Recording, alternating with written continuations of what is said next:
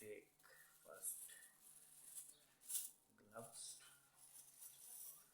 first gloves, this one, another gloves, this one. First of all,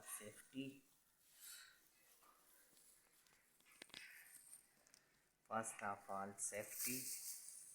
Big mistake in nursing student. Most nursing student big mistake in injection. कौन सा mistake कर रहे हैं? सबसे पहले nursing के student मैं आपको बताता चलूँ कि सबसे पहले अगर ये हमारे पास सिरिंज है, हमारे पास, सबसे पहले वो एयर बबल नहीं निकालते। ये देख सकते हैं एयर बबल, ये एयर बबल रिमूव कर देते हैं। ये ज़रूरी है, सबसे अहम काम सिरिंज के अंदर एयर बबल निकालना होता है। अगर एयर बबल आप सिरिंज से नहीं निकालोगे तो पेशेंट के लिए काफ़ी नुकसानदेह हो सकता है। दूसरी बात, हाइजीनिक तरीके से आपने अपने ग्लव्स पहनने हैं। ग्लव्स पहन के सिरिंज और नीडल को अच्छे तरीके से, ये देख सकते हैं अगर हमारे पास सिरिंज हो तो इसको इस तरीके से, ये ओपन होता है ये सिरिंज, इसको इस तरीके से टाइट करना होता है। क्यों कि जब आप पुश करोगे किसी पेशेंट के अंदर तो ये अंदर ही, पेशेंट के अंदर ही रह जाएगा, तो इससे काफ़ी नुकसान हो जाएगा पेशेंट का। काफ़ी नुकसान हो जाएगा इसमें पेशेंट का। तो स्टेप नंबर 1 में तो ये आ गया हाइजीनिक, अपने हाथ साफ करें, ग्लव्स पहने, और ग्लव्स जिस तरह मैंने ग्लव्स पहने हुए हैं आपको सिर्फ सिखाने के लिए ये मैं आपको बताना चाह रहा हूँ। अभी दूसरा तरीका ये है कि आपने एयर बबल किस तरह निकालने होंगे और ड्रॉप मेडिसिन ऑलवेज किस तरह करना होगा। अभी जिस तरह ये हमारे पास एक एम्प्यूल है, अभी मैं आपको सिखाने के लिए इसको दोबारा भरूंगा।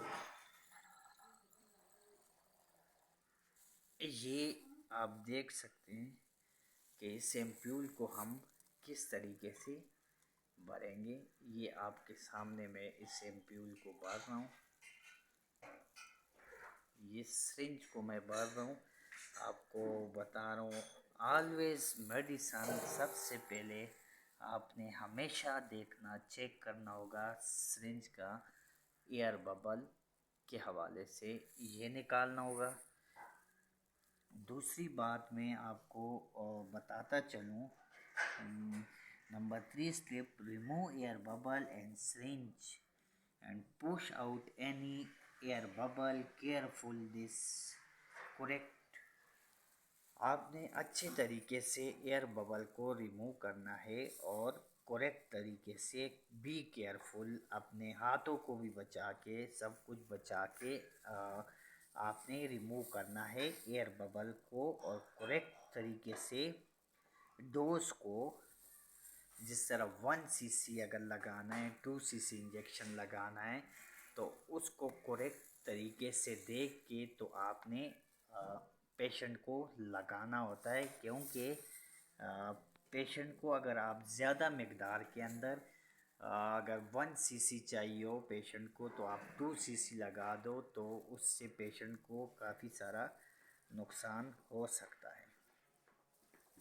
नंबर 4 स्टेप में मैं आपको बताता चलूँ, नंबर 4 स्टेप में, injection your syringe is now safe and prepared according to the professional nursing stand. आपने प्रोफेशनल तरीके से नर्सिंग का जो प्रोफेशनल तरीका, स्टैंडर्ड तरीका है, उसके साथ सेफ इंजेक्शन को भरना है, सेफ इंजेक्शन को प्रिपेयर करना है according to the careful according to the professional nursing stand. जिस तरह एक प्रोफेशनल नर्सिंग काम कर रहा है, प्रोफेशनल नर्स एक काम कर रही, उस तरीके से आपने काफ़ी सारे प्रोफेशनल तरीके से इस तरह आपने सिरिंज को भरना है, अपने एम्प्यूल को अच्छे तरीके से तोड़ना है कि आपके हाथ में ना लगे। ये प्रोफेशनल तरीका मैं आपको सिखाने वाला हूँ। क्या प्रोफेशनल तरीका है? अभी बाज़ लोग हमारे जिस तरह ये सिरिंज हमारी लॉक हो गई, ये सिरिंज अभी ना आगे जा रही है ना पीछे जा रही है। क्यों? कि ये सिरिंज लॉक हो गई है हमारी। तो आपको हम दूसरे सिरिंज से बताएंगे कि ये गलत तरीका है, ये नर्सिंग का गलत तरीका है कि सिरिंज उनसे लॉक हो जाती है और फिर वो बैठ जाते हैं। ये ना आगे पुश हो रही है ना पीछे पुश हो रही है, देख सकते हैं आप। तो हम इस सिरिंज का 10 सीसी सिरिंज का इस्तेमाल करेंगे कि 10 सीसी सिरिंज, ये 10 सीसी सिरिंज है और ये हमने उठाई और ये है प्रोफेशनल तरीका। अपने फर्स्ट फिंगर और थंब को इस तरह करके इसकी मदद से आप अपने सिरिंज को इस तरीके से भर सकते हैं। और इस तरीके से भर लिया, ये देख सकते हैं कितने बबल है इसके अंदर छोटे छोटे। इसको किस तरह रिमूव करना है, इस टॉपिक पे मैंने आपको बताना था कि इस चीज़ को किस तरह रिमूव करना होता है। तो इस टॉपिक के हवाले से मैंने आज आपको बताना है कि हमने किस तरह इसको रिमूव करना होता है। और प्रोफेशनल तरीके से आज मैंने आपको बताया नर्सिंग के हवाले से, एक प्रोफेशनल स्टैंडर्ड नर्स जो काम कर रही है उसके हवाले से मैंने आपको आज बताया। और हमारे पास सीपी बोतल भी आती है। सीपी बोतल के अंदर हमने किस तरह वो